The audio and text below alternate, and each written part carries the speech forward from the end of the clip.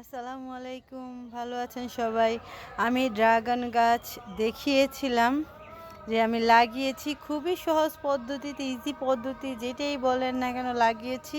তো এই যে দেখেন ড্রাগন গাছের কিছুদিন যেতে না যেতেই সব নতুন ব্রাঞ্চ বের হয়েছে। এই যে মাশাআল্লাহ, এটা বেশি বড় হয়েছে। এই যে ড্রাগন গাছ হয়ে গেছে। বললাম তো আমি সহজ পদ্ধতিতে করে দেখাবো, আমি যেভাবে করি সেভাবে আমি আপনাদেরকে করে দেখাবো। এটা হচ্ছে আমার সেই ড্রাগন গাছগুলো যেগুলো আমি লাগিয়েছিলাম, তখন দেখিয়েছিলাম। মাঝখানে একটু লং টাইম গ্যাপ পড়ে গেছে, আমি তার জন্য সরি।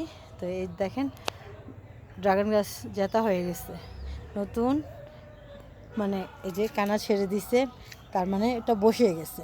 তো এখন আমি যেটাতে রেখেছি এটাতে আমি রাখবো না, মানে এটাতে আমি পাতনা দিয়েছি, যাকে বলে আর কি বসাইছি। প্রথমে ওকে ঠিক করলাম, এখন ও যখন আরেকটু বড় হবে তখন আমি ওকে এইটা চেঞ্জ করে আমি অন্যটাতে লাগিয়ে দিব।